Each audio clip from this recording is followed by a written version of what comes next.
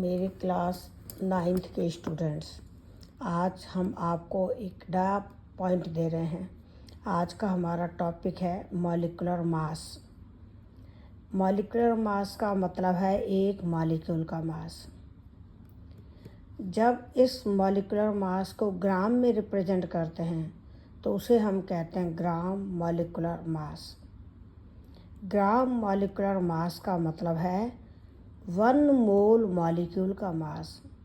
1 मोल means Avogadro number के बराबर molecules, यानी 6.02 × 10⁻23 मॉलिक्यूल्स को 1 मोल कहते हैं। ये हमने आपको पिछले वीडियो में बताया था कि जैसे 1 डजन बनाना का मतलब होता है 12 बनाना, उसी तरह 1 मोल मॉलिक्यूल का मतलब है 6.02 × 10⁻23 मॉलिक्यूल्स।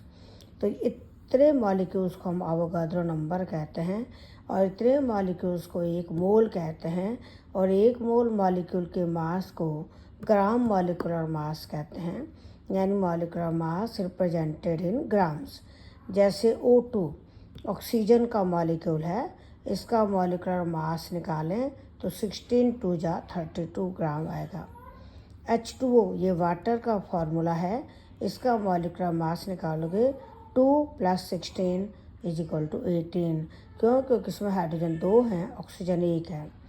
कार्बन डाइऑक्साइड का फॉर्मूला है CO2, इसका मॉलिक्यूलर मास निकालेंगे तो कार्बन का 12 और ऑक्सीजन का 32, क्योंकि 2 ऑक्सीजन है, 16 × 32 तो टोटल हो जाएगा 44 ग्राम। HCl का मॉलिक्यूलर मास निकालेंगे 1 + 35.5, क्योंकि क्लोरीन का एटॉमिक मास है 35.5, तो ये टोटल करो 36.5 ग्राम। KMnO4 पोटेशियम परमैंगनेट का निकालोगे, K का 39, Mn का 55, 4 ऑक्सीजन का 16 × 4 टोटल कर लो।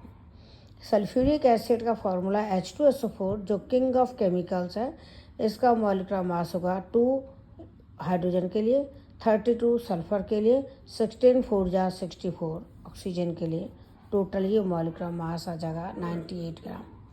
अमोनिया का फॉर्मूला NH3, इसका मॉलिक्यूलर मास होगा 14 + 3।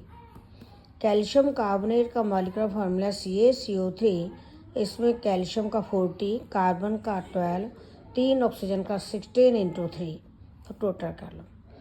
NaCl है सोडियम सॉल्ट, जिसको टेबल सॉल्ट कहते हैं, इसका है 23 + 35.5 58.5।